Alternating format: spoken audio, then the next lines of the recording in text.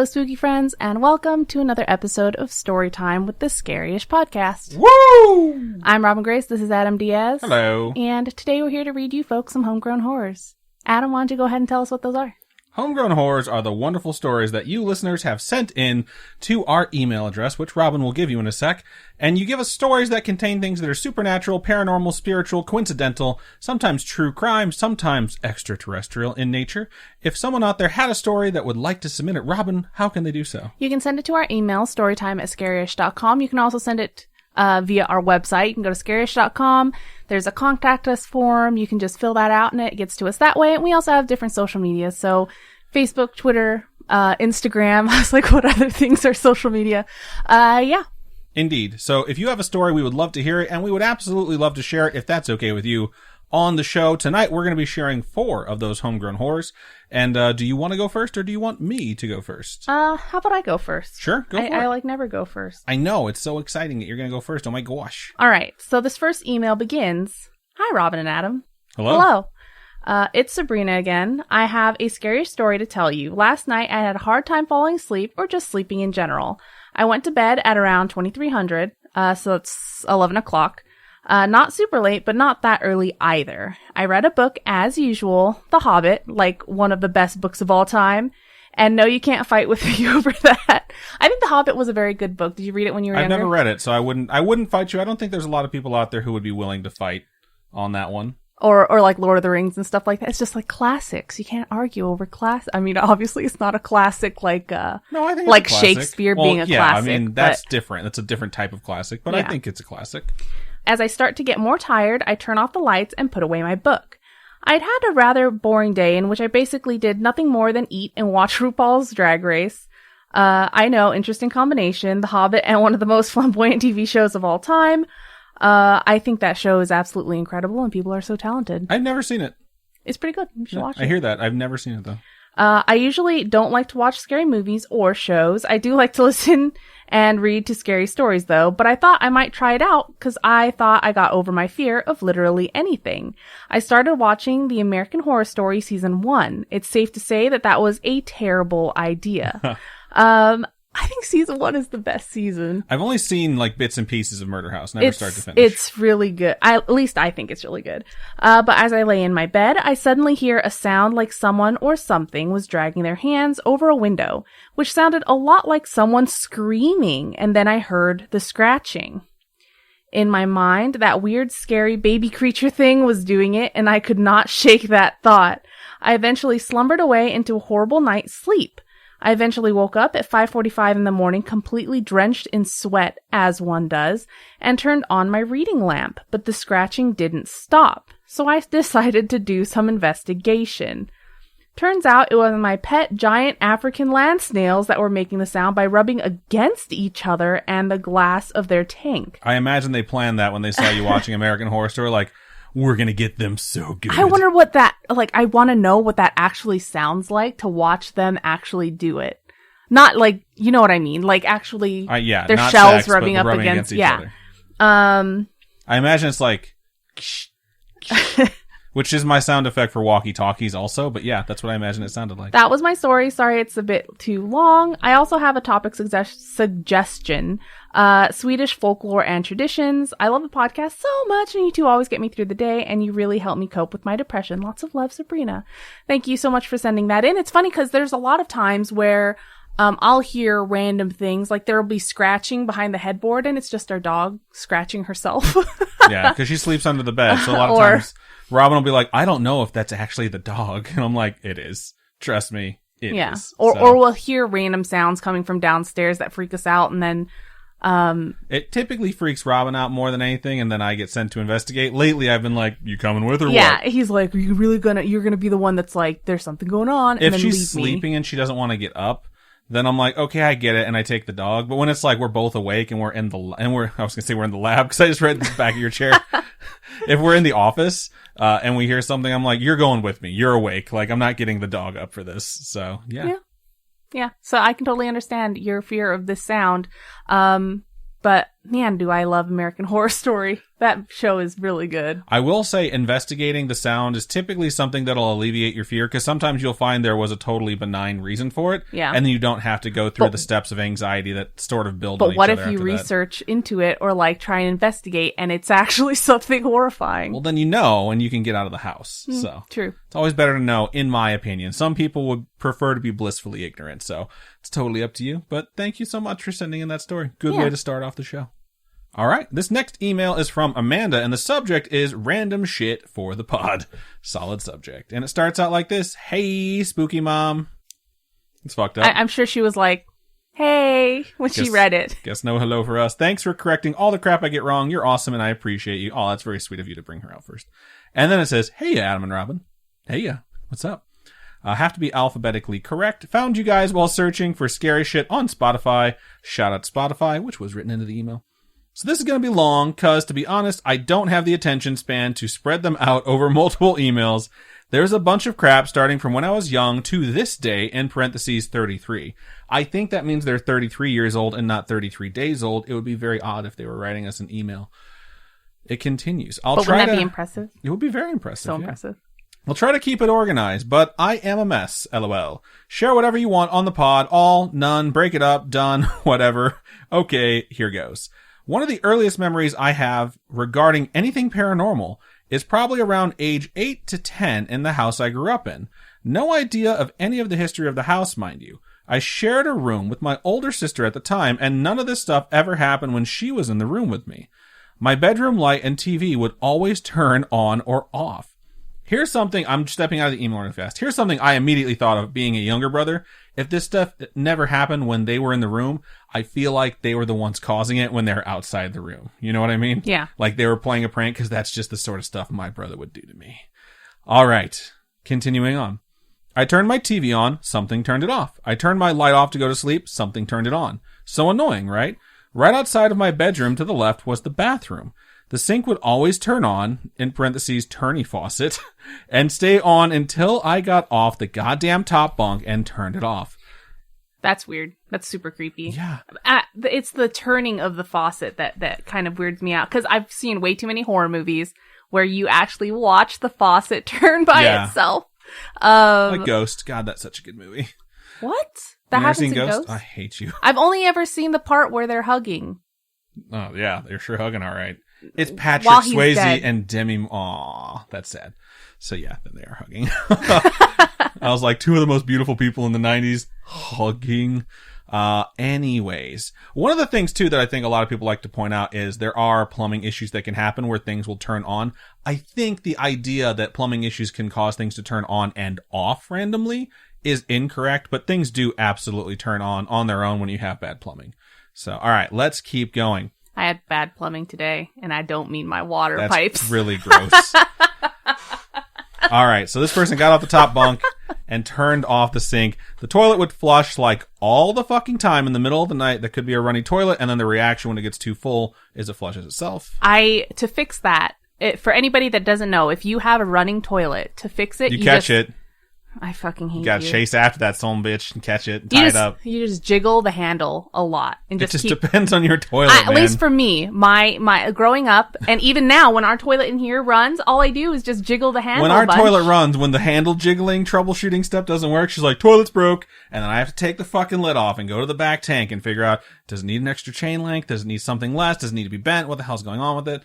So yeah, most of the time it's a handle jiggle. It's not an all-in-one solution, but yeah, give it a quick the handle jiggle. We're gonna keep going with this. I slept with the door closed because I am not a demon, and there would be light knocking. That's terrifying. I always try to remember how many knocks, but my brain's just like, nah, you don't need to know that, sis. Move on. When I was downstairs, I'd hear footsteps walking back and forth in the upstairs hallway.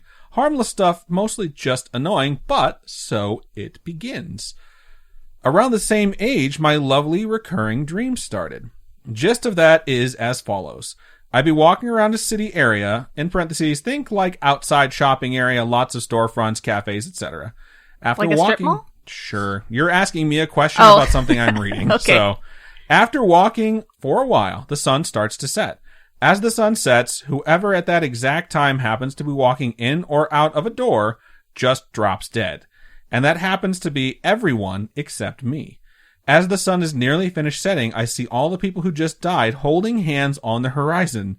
They are all faceless, but in my dream, I just know it's all the same people, and that's how it ends.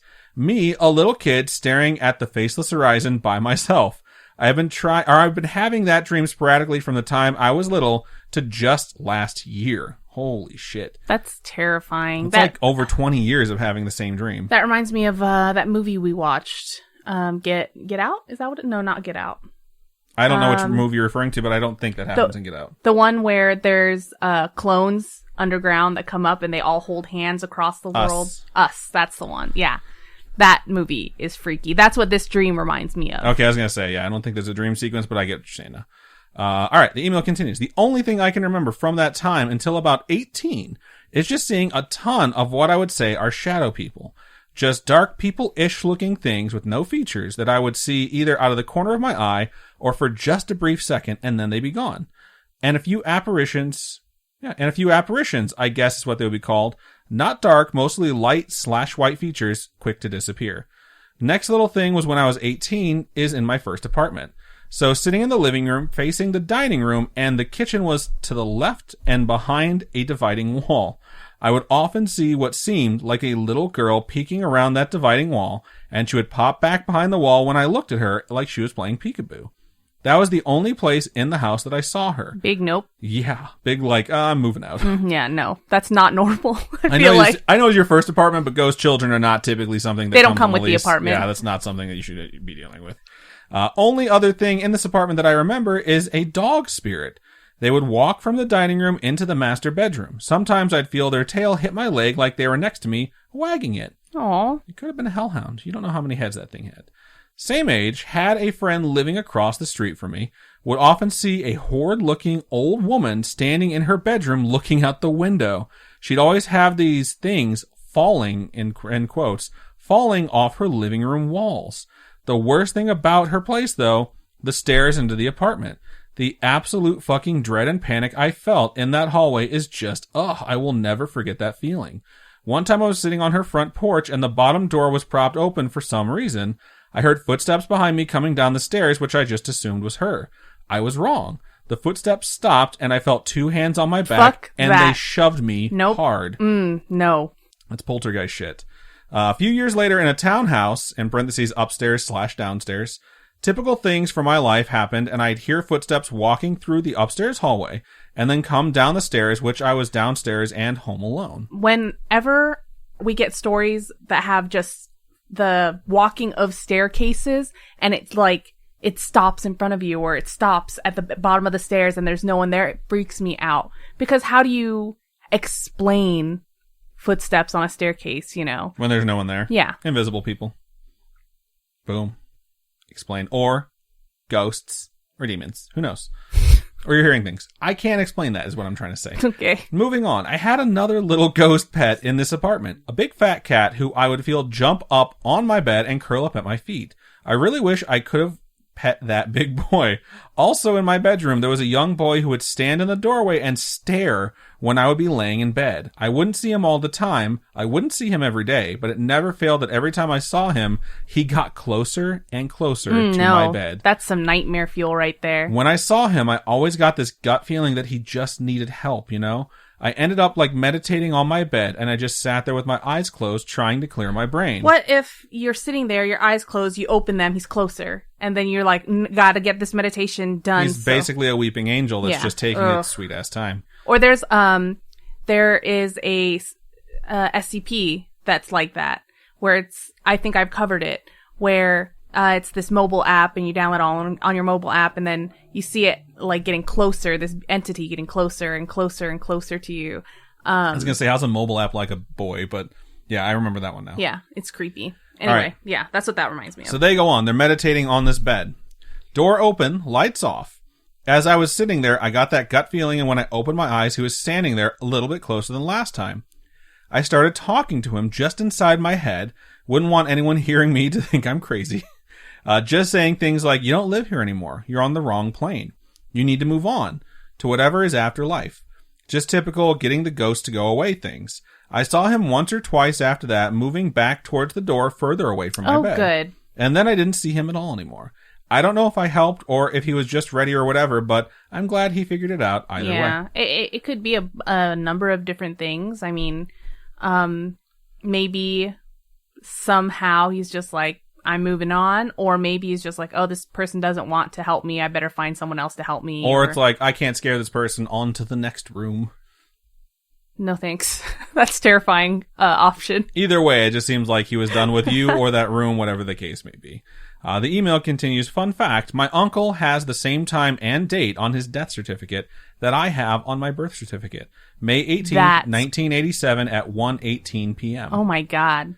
Growing up, I had, in parentheses, so I'm told, a lot of the same mannerisms that he had, and I look pretty similar to him. Not so surprising, I know, considering we were family. I've watched a lot of scary, this is about me watching way too much TV again, but there's so many horror movies where the spirits of those that have died, whenever a baby's born, enter the baby, and it freaks me out. It's so scary. Everything you're saying in this email is triggering a fear in Robin. Oh my God, man. Pretty solid stuff. It's just like, I've watched way too much where, there was like I want to say it was Korean, might have been Chinese, but it was like a baby was born, a criminal died, that spirit entered the baby, and it had like the same scar, like the same birthmark or whatever on its face as the killer did. Because it was the spirit of the killer. Did the kid wind up being a killer? It was a baby. You don't know. Oh, okay. Lame. So, no follow-up on that. I'm going to keep going. What's super cool, though, is that my mom has green eyes and my dad has blue eyes. Typically, there's about a 0% chance they'd have a child with brown eyes. But they did. Me. And as you can probably guess, my uncle was the only other person in my family to have brown eyes.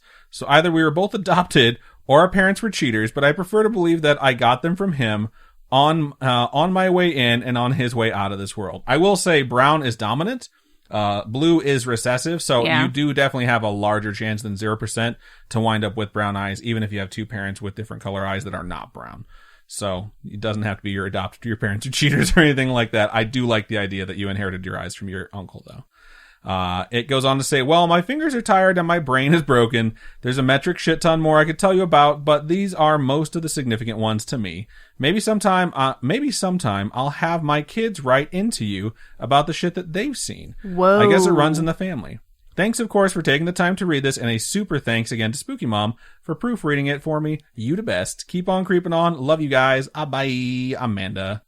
Thank you so much for sending in that terrifying email. Lots of horrors. Robin will have so many nightmares because of it. Yeah, but in a good way. Yeah, that's a lot of things to experience, and I can't believe your kids experienced it too. That's, but that happens a lot where, I guess the psychic or medium abilities, I don't know, are generational. They kind of go through the line of descendants. Yeah. I don't know if it's medium, mild, sometimes. No, like shut. You know what I mean? Oh God, I know what you meant. As soon as you said that, I was like, "Damn, I want some wings." That's because I can't stand buffalo. Buffalo. You can't stand buffalo? No. I don't know what the hell the difference is between buffalo and medium and mild. Well, like, you know, like buffalo. I can't believe we're talking about fucking wings all of a sudden. When people make like buffalo chicken, buffalo dip. You know I see what you're I mean? saying. I don't like that flavor. I don't know why. I just don't. Okay. Good stuff. Yeah, thank you so much for sending in that email. Don't send us buffalo Lots sauce. of stuff. Wow. Lots of good stuff in there. And please send us the rest if you would like to share. We definitely want to hear more. All right, so we're going to move into the commercial part of the show, which is always, just so much fun. I want to go ahead and say, if you're looking for a last-minute gift, head over to manscaped.com, check out any of the products they have, and if you use code SCARISH, all caps, at checkout, you'll get 20% off and free shipping. It's a nice last-minute gift. It should come in on time. I actually put stuff into the cart and it said that it should get here before Christmas. So Adam actually used the Weed Whacker today, and he said he really, really, really likes it. It is the nose trimmer. It is the nose trimmer. So I have the nose trimmer and then the sensitive skin trimmer. And I really like both of them. Like, I was using the nose trimmer, I was like, holy crap, like, this thing really freaking works. And the charger, can charge both of them. And Adam's got a lot of hair. I do. I'm a hairy boy. So, all right, there you go. Manscaped plug. Please check it out. It's going to run for, I'm not sure how much longer, but hey, it's an extra 10% off of what they're offering on their base discount right now for the holiday season. So 20% off and free shipping. 20% off, free shipping, code SCARISH at checkout, all caps. So, all right, let's go ahead and move into the commercial.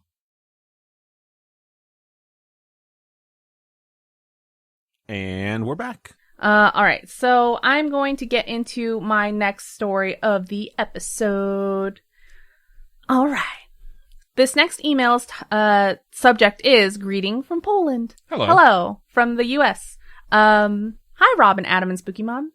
Hello. Hello again. And Spooky Mom downstairs goes, hello. Hello. That is not her voice. That's exactly you make her... how she sounds. Oh, who's that DBZ character that sounds like that? I don't know. Oh, man. There's someone will say it. Someone will say the character. I already know. Okay. Anyway, my name is Katarzyna. I don't know if that's right, but you can call me Kate, and I am from Poland. Recently, I've started listening to your podcast because I like spooky stories, and also because my English teacher made me listen to podcasts. That's pretty cool. If my teacher could be like, go listen to podcasts, that'd be so sweet. That would be nice. I'm very happy to have found you. I started writing the story when Adam was looking for a job, but here I am right after episode 92. Man, 92. That was when you got... Like 60 ago. Okay, that's when you first started this new job? Oh, no. Oh, okay. Yes, I'm not very good with timing in emails, especially in English.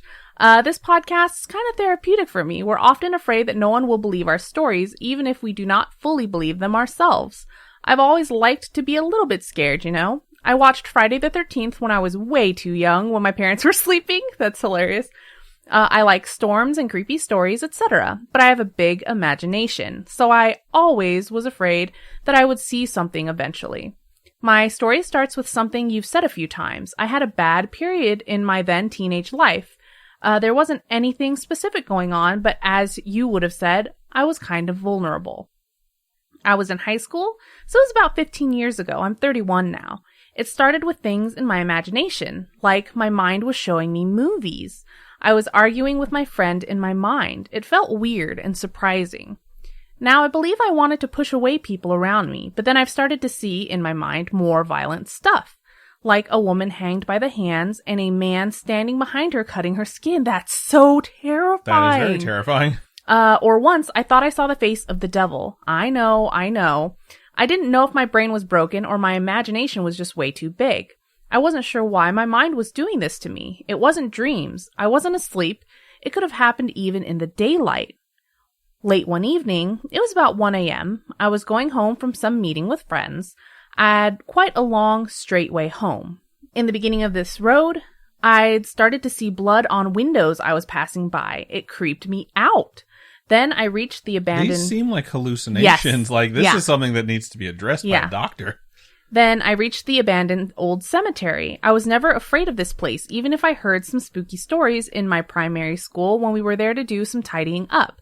I don't know why 12-year-old children were taken to clean the cemetery and to put some candles.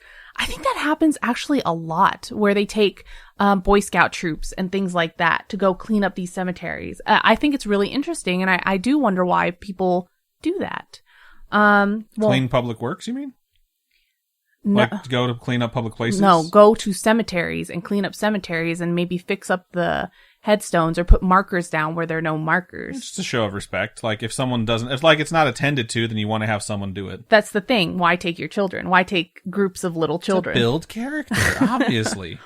For me, it was just a little bit scary because the cemetery was overgrown with trees and bushes, so it was usually very dark. But at the same time, it was my usual day-by-day way to the city center, school, etc. When I was walking by the cemetery, I saw people coming out of it. I knew right away that they weren't alive. It was quite a long time ago, so I don't remember all the details. I was sure I saw them, but at the same time, I was also sure that they weren't there. I sped up right away and started humming my favorite song to calm myself down. I don't know why, but I was afraid to start running. I just walked very fast without turning around. I remember that I only started to calm down when I sat down on my bed with a cold sweat.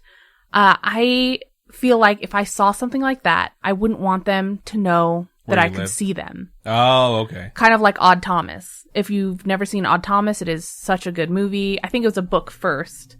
But it's a really good movie, and you just don't want those... You don't want them to know that they're there, because then they're going to be like... Hey, can you see me? Yeah. Like immediately. Yeah.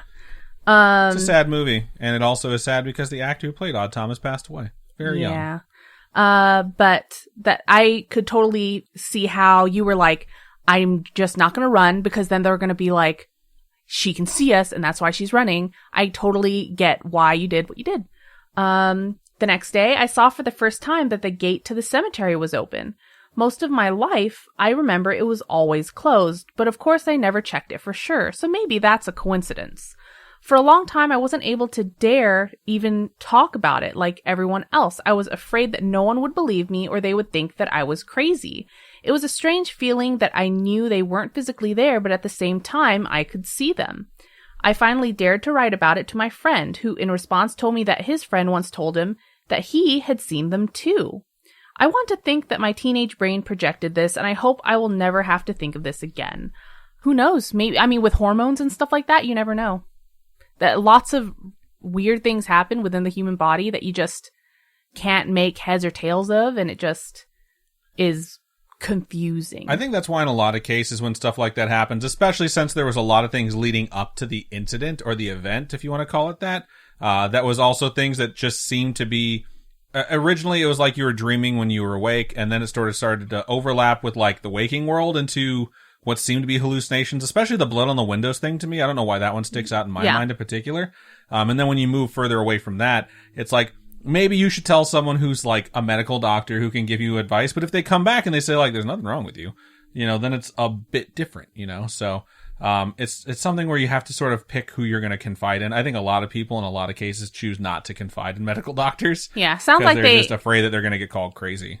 Sounds like they don't experience those things anymore. Right. And it was just like high school, maybe just hormonal transitional times. Who knows? All right. Another story I had was very weird. I don't know if you've heard something like this before, but I still have 50 episodes of Scary-ish ahead of me. One night I woke up, but not completely. I was aware that I'm not sleeping anymore, but I didn't know where I was. My room was pitch black. I got up from bed, but I was very confused about what was going on. I couldn't see a thing, but I'm not sure if I had my eyes open. I was very scared. I remember I tried to walk, but I felt soil under my feet, so it confused me even more. After a while, I found my bed, but I wasn't sure if it was my bed anymore. I sat for a while to calm myself down.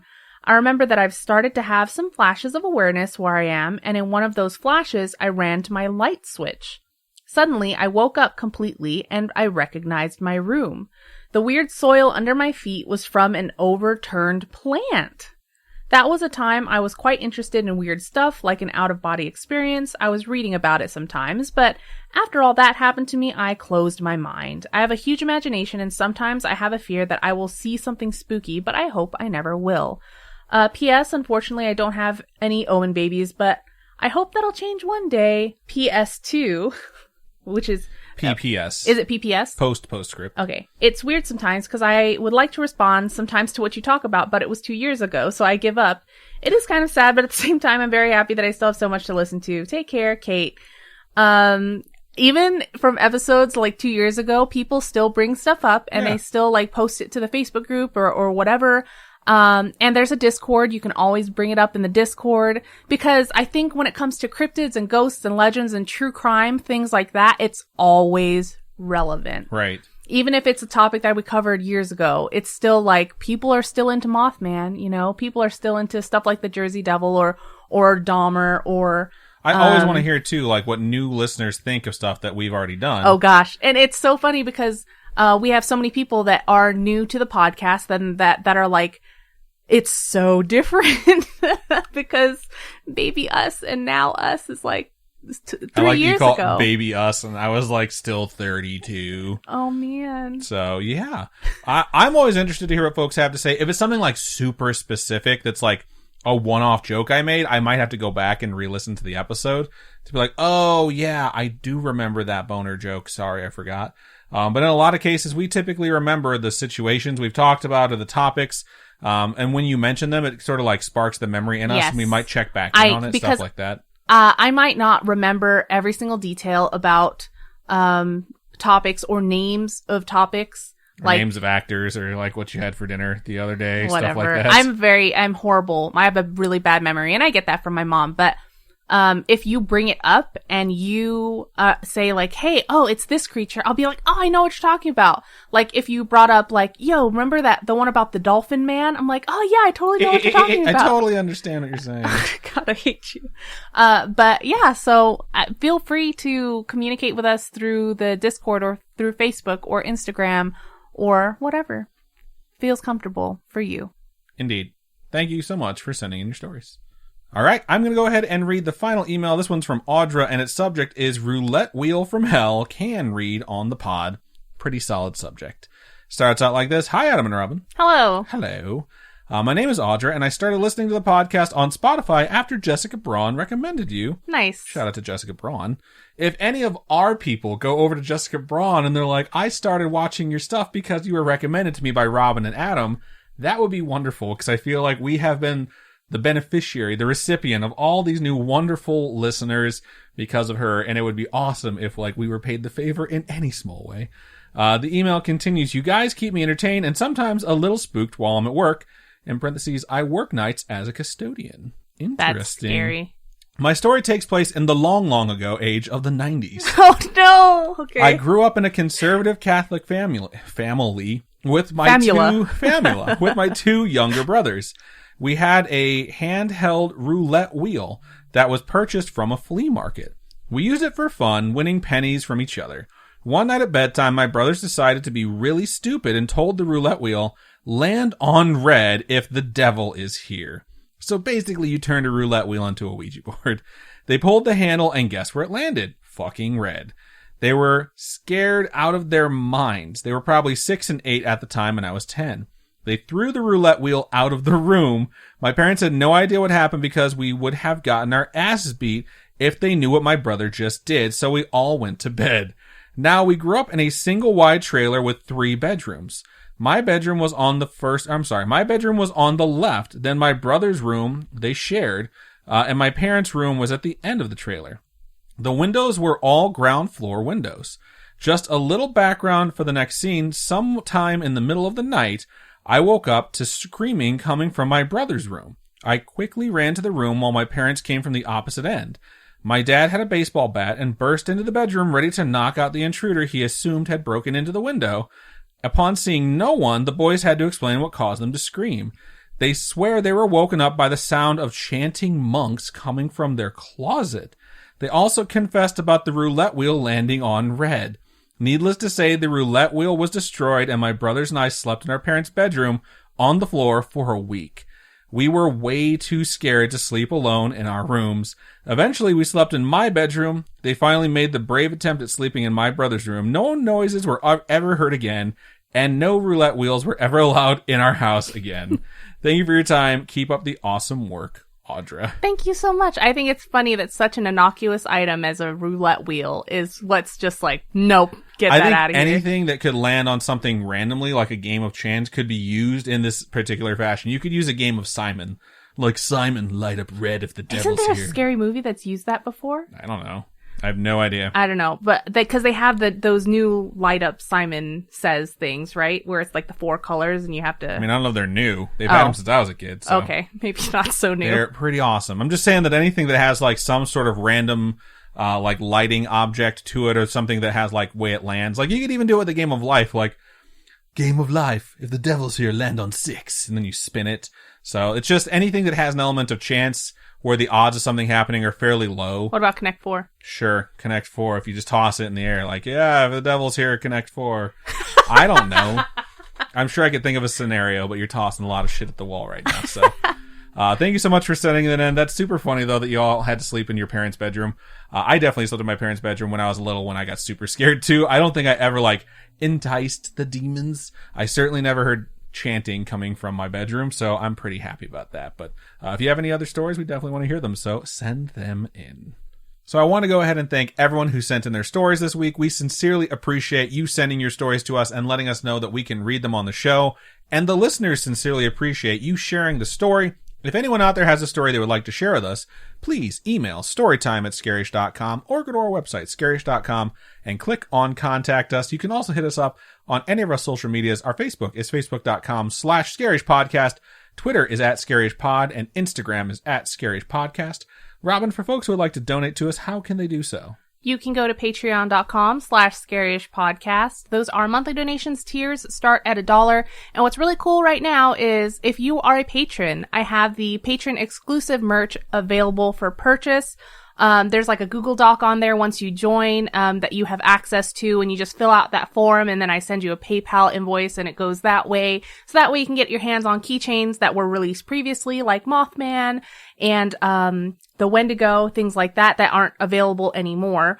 So you can get your hands on stuff that way if you guys like. And then, there's also, if you don't like the monthly donation way to do things, you can do one-time donations at ko-fi.com/scaryish-podcast. All your donations go to helping us upgrade our studio setup. I know there are quite a few new spooky friends, and you'll notice that things now are a lot different than they were back in the baby stages. And that's all thanks to donations from our amazing spooky fam. And we couldn't be here without you. So thank you so much. Indeed. I think that's just about everything we have for Storytime number 149. We've almost done 150 of these things. So, and that's absolutely 100% because of you.